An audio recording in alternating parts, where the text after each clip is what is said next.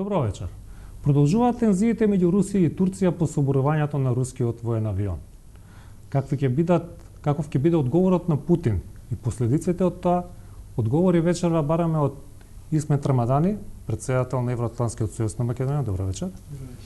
И дипломатот Драган Јањатов. Добро вечер и за вас. Добро вечер. На почетокот предлагам да го погледнеме прилогот на колегата Никола Здравковиќ, кој се осврнува на она што денеска дојде од Москва и Анкара.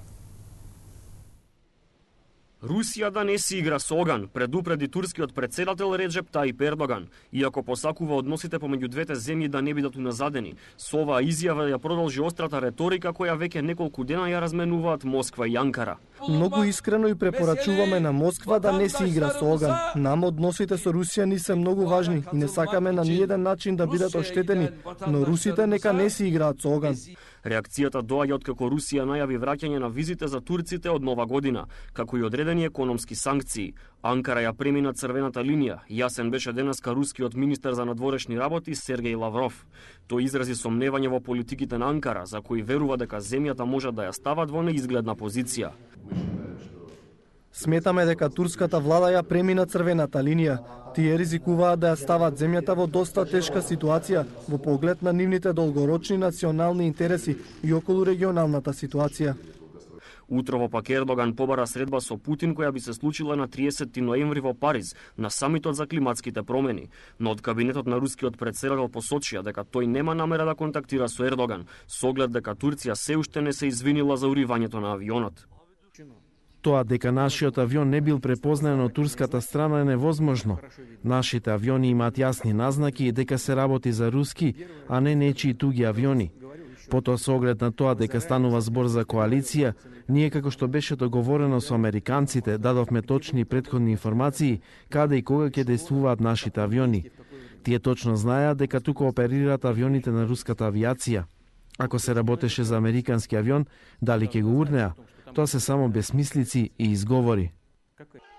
За Ердоган ситуацијата се подгрева и на домашно тло, откако главниот уредник на весникот Џумхуриет, Џан Дундар, и дописникот на весникот од Анкара, Ердем Ѓул, се обвинети за шпионажа. Двајцата објавиле напис во кој се открива како со камиони на турската разузнавачка агенција МИТ тајно се префрла оружје и муниција за џихадистите на исламската држава во Сирија. Во моментов и двајцата се во затвор и чекаат започнување на судски процес и доколку бидат прогласени за виновни, им се заканува до животна казна затвор. Ако се замолчат медиумите, никој нема да знае што е точно, а што не. Ова е уште еден чекор напред за фашистичката диктатура. Властите во Анкара ги демантираа информациите, тврдејќи дека камионите пренесувале хуманитарна помош за туркмените во Сирија. Председателот Реджеп Тајип Ердоган лично поднел тужба против весникот.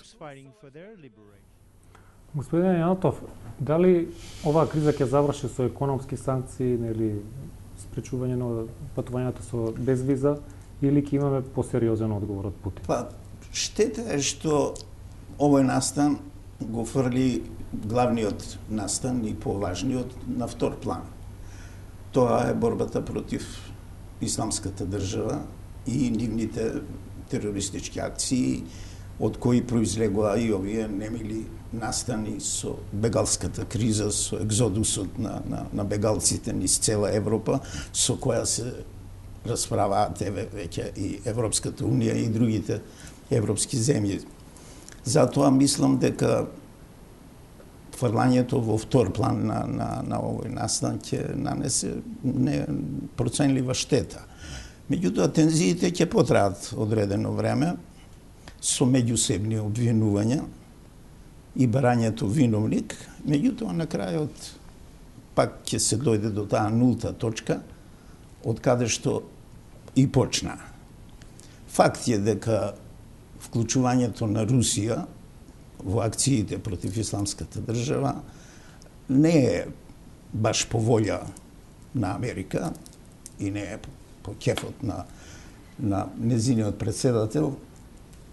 Илустрација за тоа се и неговите изјави, во кои така со еден призвук на омаловажување на прашањето дали го поздравува вклучувањето на Путин во акцијата, па вика тоа си е негова работа, ако сака може да учествува. Тоа е во секој случај навредливо за Путин и за Русија, бидејќи тие амбициозно и со желба да помогнат во решавањето на проблемот, се вклучија во тоа.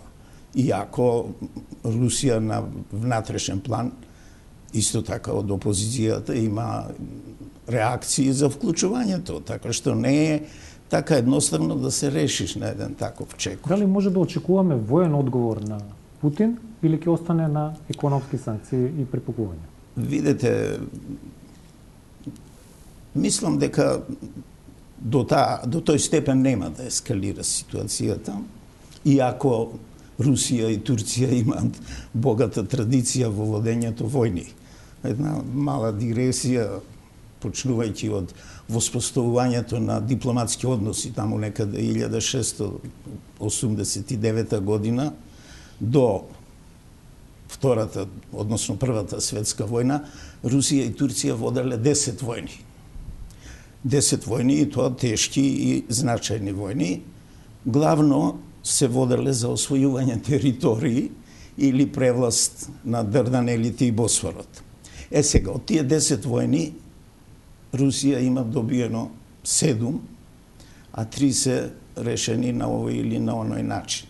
Така што не оди во прилог ни на Русија, ни на Турција да дозволат ситуацијата да ескалира до тој степен да се води војна. Има и една друга причина што е пречка во тоа. Тоа се економските односи меѓу Русија и Турција. Русија е четврти по обемот на трговија партнер трговски на Турција. Тие прават обрат годишен последниве години некаде од 23 до 25 милиарди долари, што не е за подценување. Исто така тоа е важно и за Русија, која има инвестиции во Турција. Тоа е тој Син поток, потоа тие градат една атомска централа со неколку милиони инвестиција, потоа трговските врски на Турција со Русија.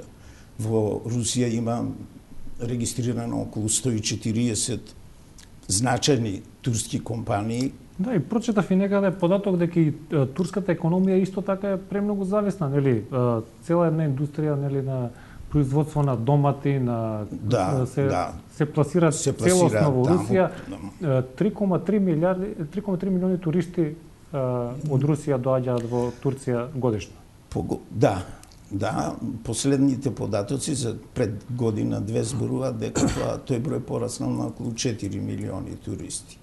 Сега ова ситуација со визите може да биде уште по негативна, а друго треба да се зема предвид и санкциите што ги воведе Запад према Русија, каде што отвори можности и шанси за Турција, иако Турција ги поддржува санкциите, меѓутоа соработката продолжува. Така, господин Рамадани, зборуваме и од економски, но и од стратешки, нели, аспект. Дали на Путин може да му одговара било каков конфликт сега со Турција, или на некој начин ќе гледа да ја спушти работата? Не. Мислам, што се однесува до конфликт, заврши, се собори еден авион руски од турските авиони. После тоа се случи ова нападот кон конвојот хуманитарен од страна на руските авиони. И мислам дека тука завршува тоа што значи воена интервенција, односно тој конфликт воен.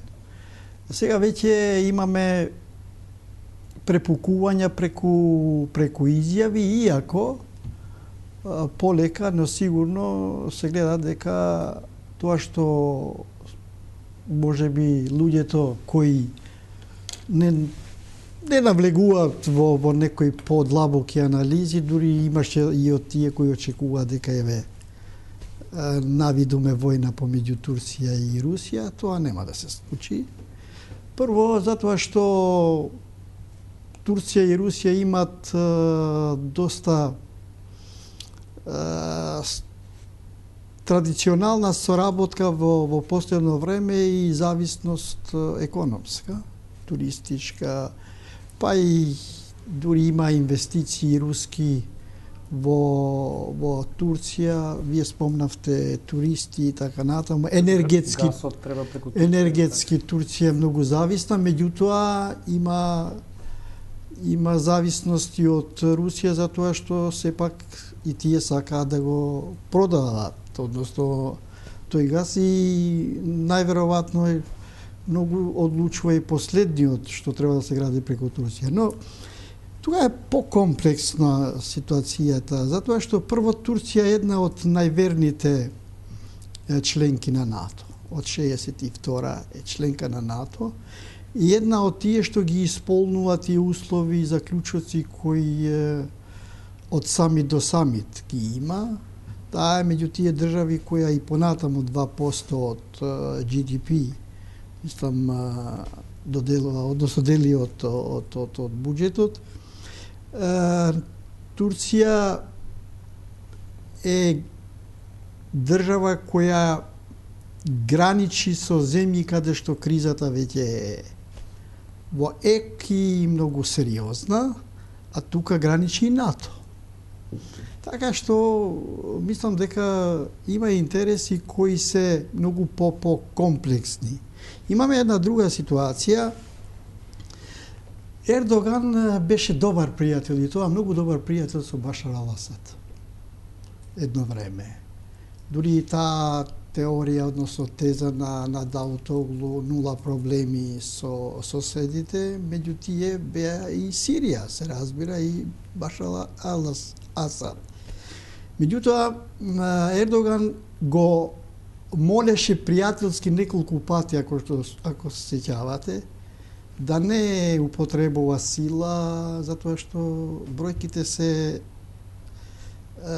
страховити, мислам дека некаде околу 380.000 жртви досега има од неговите напади.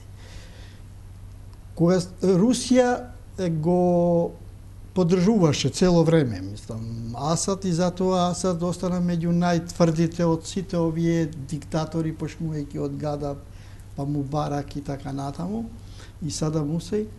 И се прашуваме зошто. Зошто Русија дава таква поддршка, дури во последно време веќе се вклучи и со воени интервенции, бомбардирајќи го и ИСИС, како така наречена држава, и бунтовниците. Ние треба да знаеме дека Сирија излегува на море на две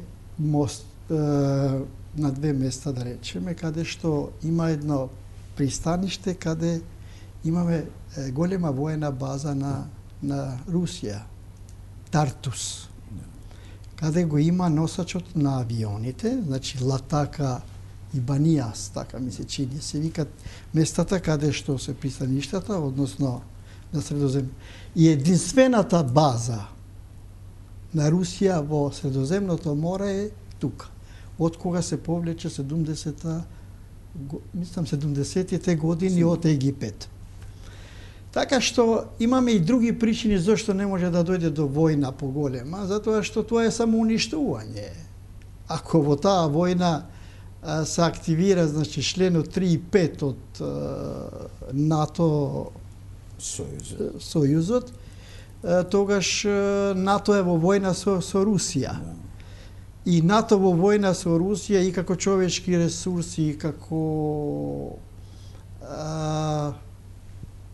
оружје и така натаму, колку може да се употреба, па нуклеарки, тоа е само уништување и за едните и за другите. И мислам дека до тој степен не верувам дека може да одлучува дури еден Путин, таков што е, затоа што тоа е премногу опасно. И Турција, мислам се знае, јавноста знае дека Русија надвор од Русија има две големи бази. Севастополус и ова Тартус. Севастопол веќе со Кримеја заврши работата, мислам, таа база е под контрол. Но Турција може да користи уште еден момент во сета ова ситуација комплицирана, Босфор. Затоа што од 36-та има една меѓународен договор дека може да го користат Босфор и Русија и сите земји кои сака да поминат. И Русија, Турција, мислам дека до 82 немаше право да го затвори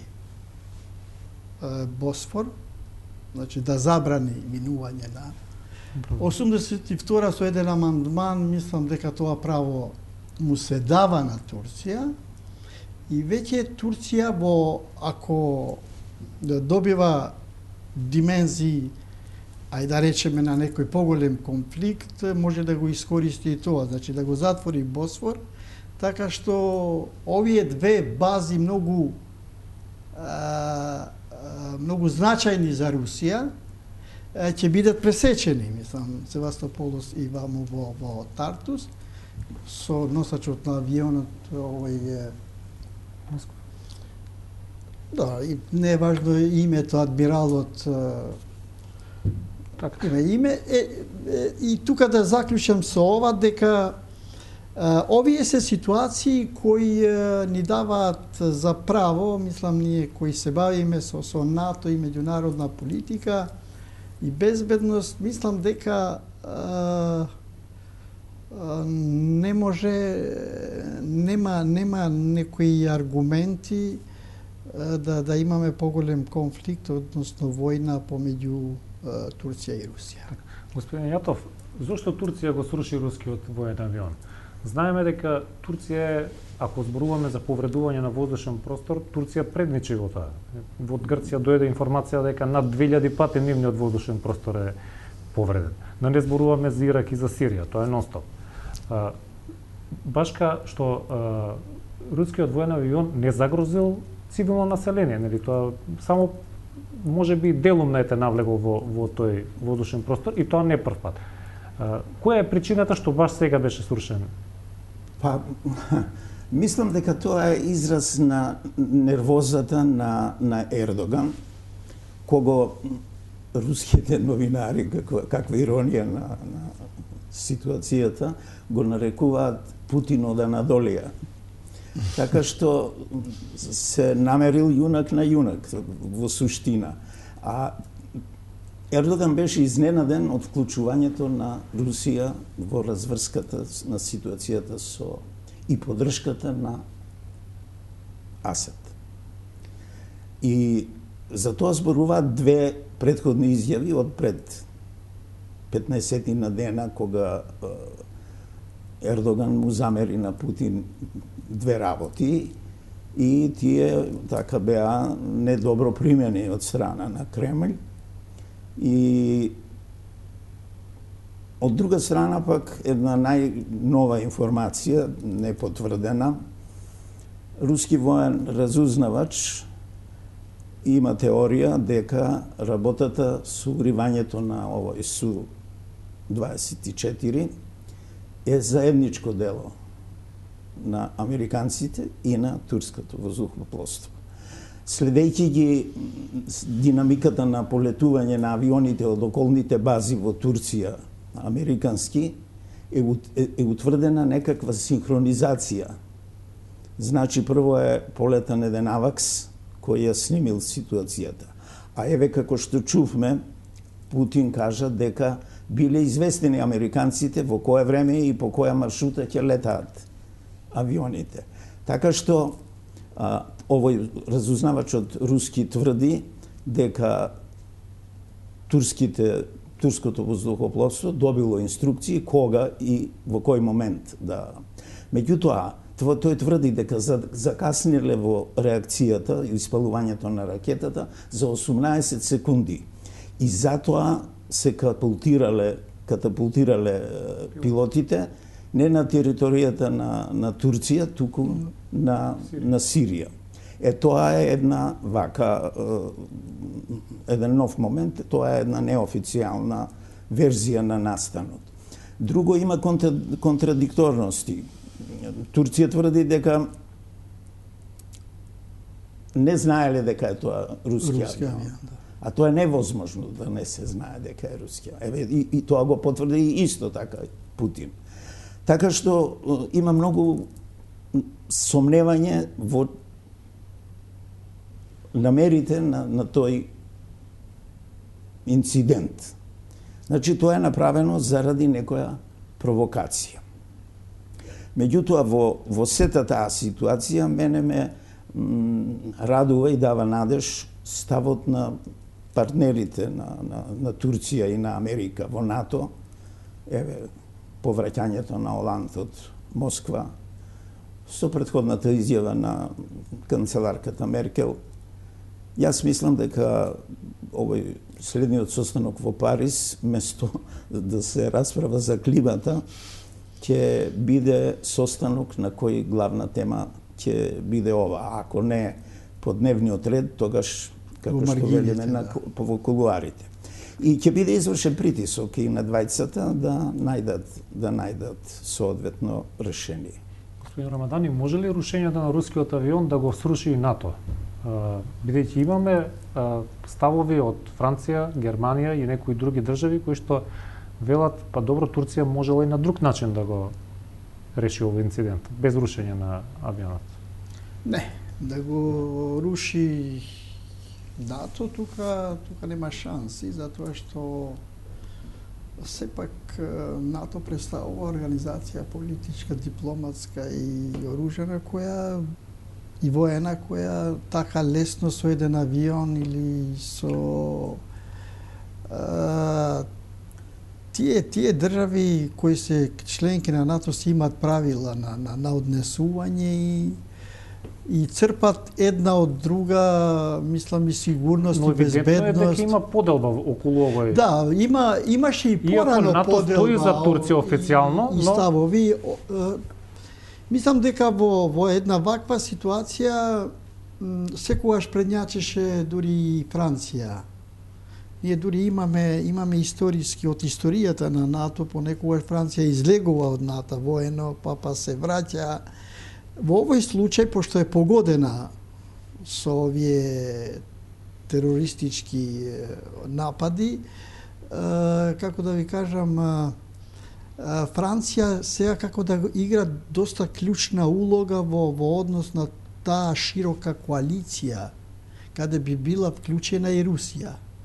Дури последните информации доаѓаат дека Франција е спремна сега заедно со единиците, односно со силите на Башар ел Асад против ИСИС, од кога му се случија овие напади. Но едно е сигурно, иако имаше навестување дека може дури и да се вклучи и НАТО како организација во борбата против ИСИС, јас, пошто сум како председател на Евроатлантскиот совет, пред неколку дена, значи, учествува во една конференција годишна на тој политички дипломатски дел ATA, и таму бев и во седиштето на НАТО, мислам, каде што добив и најнови информации од нашиот амбасадор. Морам да ви кажам дека сега ние имаме таму многу вреден и ангажиран амбасадор Зоран Дабич, кој секојдневно има информации најблиски, мислам, изворни со мисијата на САД во НАТО, и има една ситуација која во однос и на тоа што се случува во Сирија и со ИСИС, која пречи е како хипотека, односно багаж за акциите во Русија, тоа е Украина. Да. И односите Русија-НАТО. Јас се распрашав лично, веќе амбасадорот во НАТО на Русија има своја канцеларија, меѓутоа доаѓа од време на време. НАТО, Советот НАТО Русија е во стендбај, односно не функционира во меѓувреме. И тоа во една ваква ситуација, сето тоа што се случува сега со ИСИС, со Сирија, со тероризмот, мислам хендикеп во таа соработка помеѓу НАТО и Русија. И затоа сега се оди на една широка коалиција, каде што нема да се оди преку НАТО, значи не НАТО да учествува во тие бомбардирања или во борбата против ИСИС силите таму, и се оди на коалиција која мислам дека преку Франција, тука најверојатно и канцеларката Меркел ќе игра, затоа што кога се затегнуваат односите помеѓу Русија и Америка, односно САД, обично тогаш Франција и Германија, како да ви кажам, се инволвираат за да омекнат малку тие. Токму и од Германија и од Франција нели е дојдена да смиреност, дека сепак не требало да се дури јас очекувам дека без разлика дека имаше најава дека нема да се сретнат, мислам дека баш канцеларката Меркел, Оланд и така натаму ќе направат се во Париз на 30 беше, нели? На 30 да има средба помеѓу Путин и Ердоган. Во контекст на ова што зборуваше господинот Рамадани, значи, недавно усвоената резолуција на Советот за безбедност по предлог на Франција, министерот Лавров најави наскоро, значи, предлог резолуција до Советот за безбедност од руска страна. И сега овој нов момент мислам дека ќе биде инкорпориран и ќе го забрза тој процес. И се согласувам со колегата дека работата од НАТО, значи акцентот ќе биде Русија ќе бара да се вклучат и Обединетите нации, односно Советот за безбедност. Во таа смисла, значи, се извинувам, пред 2 недели имаше одлука во Советот за безбедност, после колку години консензус 5 дели членки, каде што ни Кина, ни Русија немаше против, се извинувам. Ништо. Значи, во тој контекст оди една изјава деновиве на Бан Ки Мун, кој така во таа смисла изрази незадоволство како одат работите во контекст на прашањето со бегалците.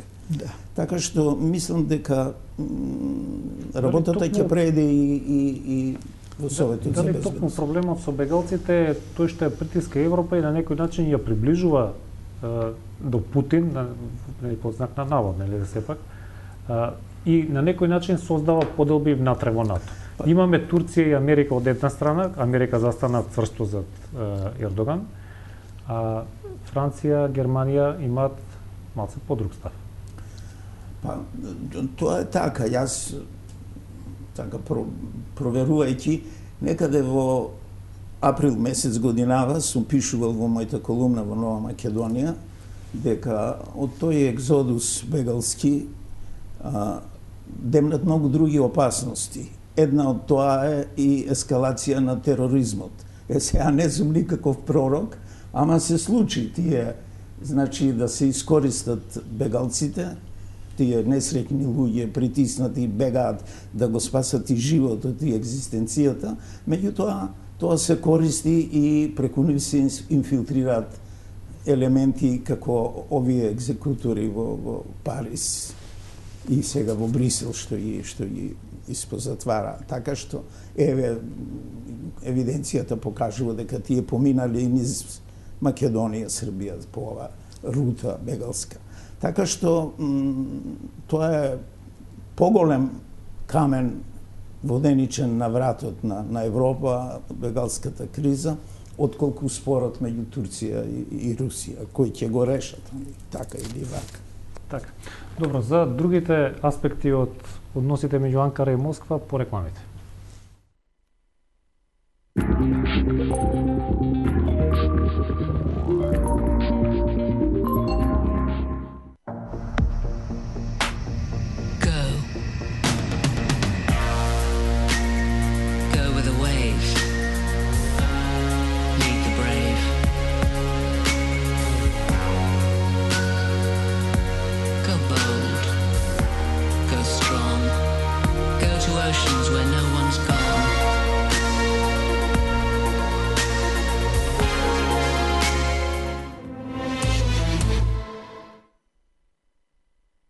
Струмка и јас.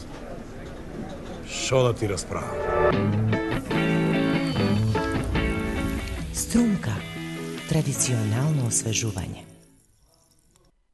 Голема Black Friday акција во АМЦ. Само петок 27 и сабота 28 досега невидени цени. 5-инчен Acer Smart телефон со quad-core процесор и 2 GB RAM за 6.990 денари. 15-инчен Lenovo лаптоп со моќен Intel Pentium процесор за 10.990 денари. 40-инчен смарт телевизор Philips за 21.990 денари. АМЦ, секогаш најдобри цени. Хотел Тино, Охрид, сместен во идиличен пејзаж на населбата Свети Стефан со поглед на прекрасното Охридско езеро. Располага со спа и велнес центар, џакузи, внатрешен и надворешен базен, базен за деца, детско игралиште и сала за состаноци, ресторан и летна тераса со капацитет од 250 гости. Хотел Тино, Свети Стефан.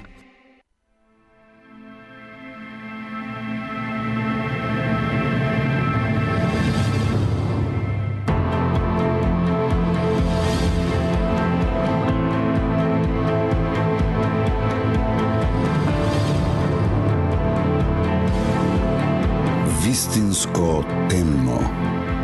Златен даб. Дарк.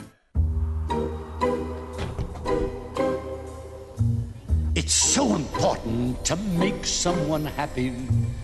Make just one someone happy.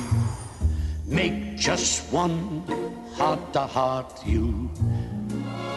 You sing to one smile that cheers you, one face that lights when it nears you, one girl you're everything to. Make someone happy, make just one. Хо-хо-хо! Оваа година израдувај некого со волшебната машина. Одлепи ја празничната етикета, повлечи и машината е спремна. Направи некого среќен.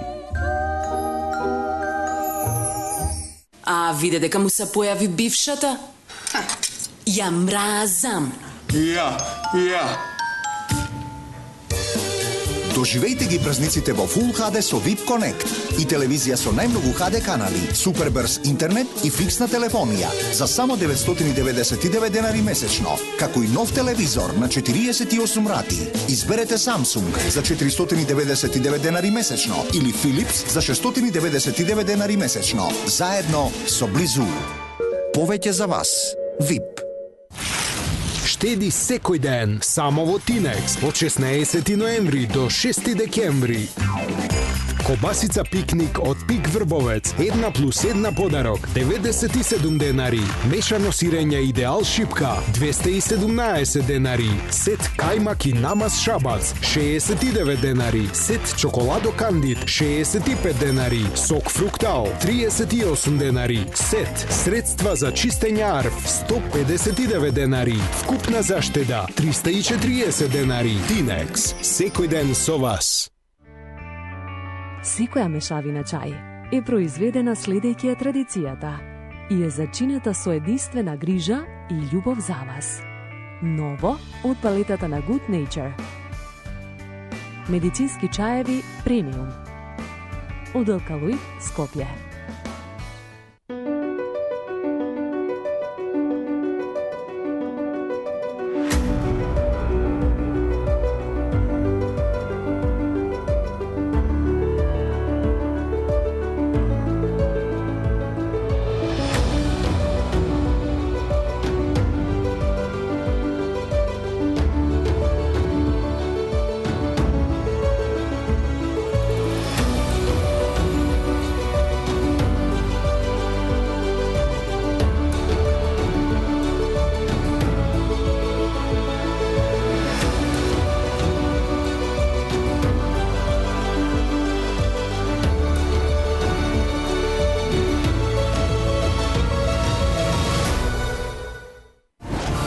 Здравието нема цена.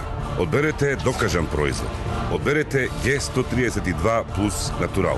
Една капсула пред појадок е сигурна формула за долг и здрав живот. Ви го препорачувам на сите, особено на повозрастните. Земете G132 плюс натурал и имајте долг и здрав живот. Јас успеав, следете ме.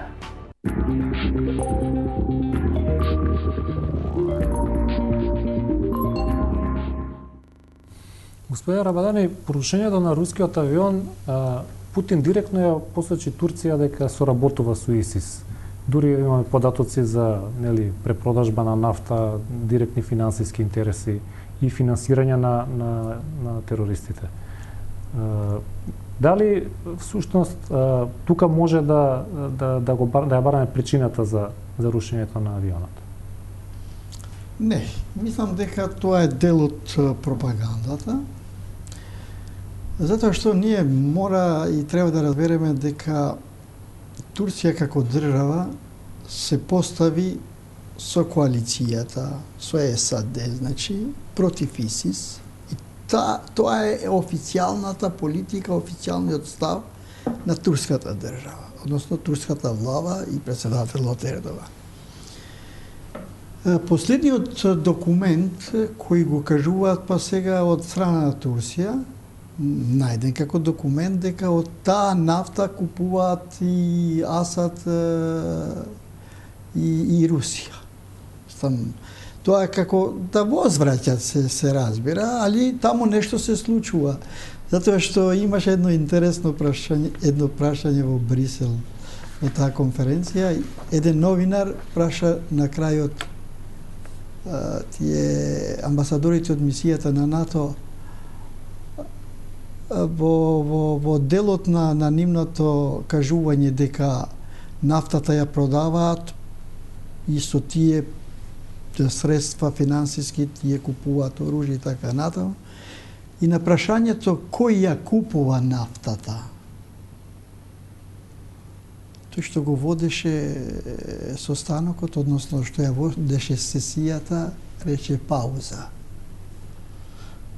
Бараше пауза, затоа што одговорот беше многу тешок и немаше одговор. И се враќаме на повелете. Во интервју за CNN, дури поранешниот прв човек на НАТО, Весли Кларк, вели дека евидентно е дека Турција соработува со ИСИС. Дека се продава нафта и дека и на Турција и на зборот ми е дека да се постави против ИСИС Турција како држава е многу потешко од секоја друга западна земја, односно членка на НАТО, затоа што сепак Турција е држава каде што е исламот. И во една таква ситуација, мислам дека таа мораше, дури Турција цело време и калкулираше кога дури со САД малку ги заладија односите, затоа што не беше затоа што не беше одлучна кога ќе биде во таа коалиција активно да учествува во сето тоа. Но во последно време мислам дека се појаснија сите работи и веќе со САД главен коалиционен партнер во таа војна против ИСИС е Турција. И уште еден момент треба да го имаме во предвид, дека САД и Турција имат една традиција и зависност во тоа што значи вооружување на Турција. 40 години америчките, односно САД бази се во Турција и тоа со нуклеарни глави. Со нуклеарни глави. Дури во еден момент имаше барање од, мислам дека од 3 држави, од Холандија, Белгија и Германија, САД да го повлече нуклеарното оружје од базите на Турција. Имаше и такви моменти. Меѓутоа, тој сојуз помеѓу САД и Турција секогаш мислам дека ќе има проблеми внатре. Пошто ако се направи некоја анкета со јавноста и во Турција сега про НАТО, тешко дека можеме да добиеме некој процент задоволителен, односно над 50%. Состојбите се такви во целата таа криза, а од друга страна па верската компонента, што малку ја зашнавме сега. Турција е пред се, мислам, сунитска во однос на тоа што е исламот, а Башар ал-Асад припаѓа на една секта, како да кажам, алевити. Дури има некои индиции дека во некој компромис краен за Башар ал-Асад, русите би побарале во овие две бази каде што ги има во Сирија, во тој дел, да се формира некоја мала државичка, алевит, на алевитите, каде што припаѓа и Башар, и Русија да ги има, односно да ги држи понатаму тие бази, а во исто време и Асад. Меѓутоа, тие се можеби шпекулации, тези, така сака Русија да биде. Многу се зависти работите. Има еден податок дека 7 до 11 милиарди долари долгот е замрзнат кон Русија на Сирија, односно на власта на Башар, каде што долгот е некаде 78-80% од оружјето што е купено од Русија, од режимот на Асад. Така се врзани проблемите и мислам дека Турција и понатаму ќе биде многу верен, значи, сојузник на САД, а тоа значи и на НАТО. Затоа што ние знаеме што е САД и што е НАТО. Така, господин Јанјотов, дали реакцијата на Турција со рушењето на авионот е испровоцирана и за тоа што Русија действува во областите каде што се населени туркмените, кои што се блиски до Турција? Добро, и колегата Рамадани кажа дека таму клучно прашање и тој камен на сопнување е Башар ал-Асад. Во Русија превладува мислењето дека целта и на Америка и на Турција е рушењето на Асад. Затоа е направена агендата до изборите, кои што се закажани нели за идната година, да се реши прашањето со ИСИЛ. Да се неутрализира, бидејќи тие го малтретираат освен локалното население и населението од околните земји. Штетата ја трпат сите од тој регион пошироко. Од друга страна, денови погледнав еден список, па има од над 50 новинари што биле погубени. Методот на финансирање на ова пара држава и пара воена формација е уцена главно се финансираат од продржба на нафтата, што ги окупирали изворите на тоа место, и уцени, еве, се сеќаваме на случајот со 5 души јапонски новинари погубени, сега не е за јавно да се изрази, со пресечени глави, со едно брутално однесување спрема тие жртви. Значи, над 50 новинари ги изгубиле животите во тоа, значи, башка, значи, ова со екзодусот на мигрантите. Може ли после ова што се случи сега, сепак да се формира таа коалиција против ИСИЛ? Коалиција меѓу НАТО членките и Русија?